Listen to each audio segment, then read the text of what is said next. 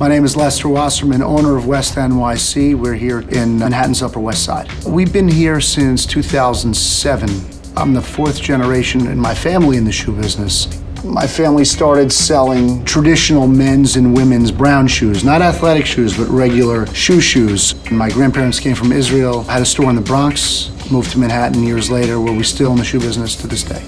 My family store wasn't carrying some of these fashion-forward athletic shoes, so when I joined them, I felt it was important to grab some of these opportunities based on the void in our neighborhood. It's always tough to convince people who have been doing things a certain way that there's another way to do them as well. But luckily for me, I have a pretty receptive family. Either that or I'm a really good salesperson. You know, back in those days, you could go into a store and those shoes would be on the shelf for more than half an hour or 45 minutes. Now we open the store on a Saturday morning and there's a line of kids. Sometimes they're sleeping in the street for these things. Long gone are the days where people look your shelves and find the gem because they know what they want before they get here, and if you don't have it, you could have gold and they just do a 180 and they leave. I still have plenty of unworn shoes in my closet. I have a pair of LeBron first games that he wore in his first Cleveland, home game. I have a bunch of unworn, hard to get Dunk Viotechs. I still have them with my receipt from Nike Town in the box. I think they were 65 bucks. I needed like multiple iterations of that. Now I only buy stuff I like. I am a pretty serious runner, so my focus is on running shoes these days. Stuff that nobody here really cares about.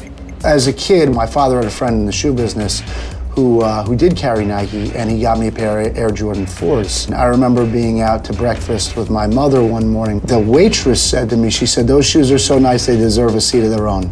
And at that moment, I really recognized the perceived value of those shoes and what it meant. I think the sport of tennis ultimately drew me to Fila. On the court, I wanted to look fresh like Bjorn Borg.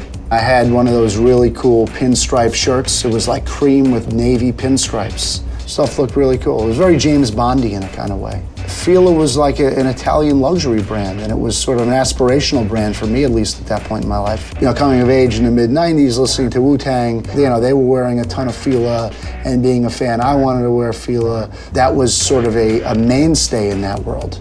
I loved the music. I loved Wu-Tang as a kid. I know the tie might fool you, but true story.